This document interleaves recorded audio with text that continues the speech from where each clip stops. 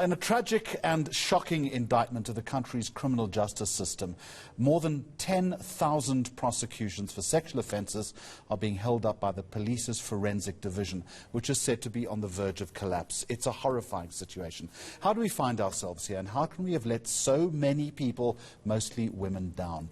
I'm joined by two guests. One is Lisa Vetten from the Wits University's Institute for Social and Economic Research. She is a well-known gender activist, along with Vanessa Lynch, who is associated with the DNA Project. Vanessa, I'm going to start with you. First of all, good afternoon to you. How do we find ourselves in this forensics mess? Jeremy, I actually was recently the Deputy Chair of the DNA Oversight Board, and we recognized a couple of years ago that the baseline funding that was allocated to the Forensic Science Laboratory at the time wasn't being provided. The knock-on effect of this is that if you're not providing funding to make sure that the DNA laboratories are operational, they are not able to analyze and therefore provide the results to the NPA in order for them to continue with their cases. So what's happened now is that this has become exponential, and due to a myriad of reasons, whether it's because the bid adjudication committees haven't actually awarded the tenders, there's not enough funding to provide to the forensic science laboratories, these samples are simply not being analysed. And just yesterday, when the DNA Board's handover report was given to the Portfolio Committee, there's an exponential rise of almost 300%. This probably represents almost 100,000 cases that are now sitting in the laboratory which haven't been analysed, and about 92% of those are in fact sexual assaults. So that gives you a little bit of an idea of where we're at right now. Lisa Vetten, it's difficult to put faces and names to so many cases, 100,000. It's jaw-dropping, yet every single one of these is a disaster. It's a human tragedy.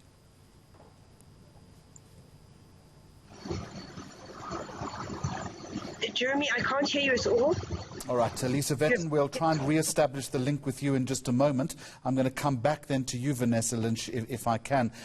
It's about funding, you say. Do we actually have the laboratories? The laboratories are incredible. They're state-of-the-art. We have incredible scientists, and it hasn't got anything to do with the functionality of the forensic science laboratories or with the capabilities of the scientists who work within those laboratories. It simply comes from Treasury and the police services. If they are not providing the funds that are necessary to purchase the consumables, to ensure that the maintenance contracts are in fact kept up to date, they cannot analyze those samples. So the critical issue is funding. The other issue is that you also have an amendment bill that is allowing convicted offenders to be released without being sampled. And the effect of this is that a lot of the rapists are serial rapists. And without identifying these perpetrators at a much earlier stage, what you are doing is that you are allowing them to continue their rampage. So you've got a dual issue here. You've got the processes not being done by the laboratory because they don't have the funding given to them by the police services. And whilst in the meantime you have these perpetrators continuing to rape, and basically gender-based violence continues. How much money, Vanessa Lynch, is needed to fix the problem? Well, at the time that the bill was passed into the DNA as a law, there was a huge amount of money given by the government from the Criminal Justice System Review funding. And for some reason, this seems to have been withdrawn. So the Minister of Police and the National Commissioner need to probably come before the Portfolio Committee and explain why this money hasn't been provided in the last 2 years. If they had this funding available to it, which it was originally available up until you can see 2019, there would not be an issue, and we would be able to process this, because this is our greatest weapon against gender-based violence, and without the courts having access to that, they are unable to process these cases. Lisa Vetten from Wits University, are you back with us? Are you able to hear us now?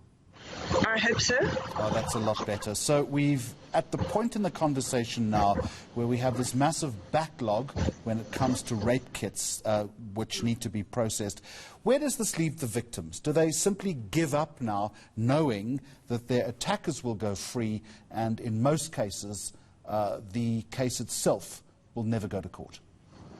Well, it depends very much on the kind of rape it is. Where the issue is around identification, then DNA becomes very important. Where it's a matter of consent, where the accused says, yes, we did have sex, but it wasn't rape because she consented, then DNA is irrelevant. So probably just over half of rape cases reported are between people who know each other, and so the issue becomes one of consent. Slightly fewer are, about 40% roughly, are stranger rape, and those are cases where DNA becomes very, very important. Because often, you know, especially if you didn't see the suspect, for instance, and visual identification is difficult, DNA becomes even more important. So I think for victims who are in that position, it's deeply discouraging and deeply frustrating. They do feel they've been told to report, they've been told to invest in the criminal justice system, but to what end and to what purpose? There's also a sense that there will never be any kind of closure here because there hasn't been arrest, there hasn't been a case that's gone to court. And so I think it can encourage a kind of cynicism and despondency in the criminal justice system as a whole, and it encourages, I think, a lack of reporting, because for many it's a case of what's the point?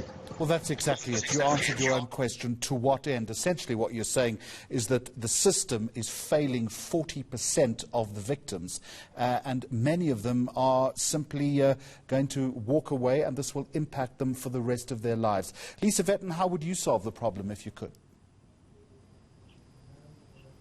It dates back to research. We did some research in Gauteng in 2003. The problem was already evident then. So I don't think there are any quick fixes here. Clearly, one of the solutions is to employ enough people. The other is obviously to ensure that tenders go out in order to ensure that there are sufficient rape kits available. You also have to make sure, based on the research we did in rural areas, that police officers can actually take those kits to the forensic laboratories. What was often happening was that those kits were simply just piling up in offices and lying there for months. So I think I would suggest that there needs to be a very careful understanding of why it is that the police simply cannot get the tender out there. Is it due to corruption? What is going on? I think the police themselves need to stop making unrealistic promises about what they're going to do.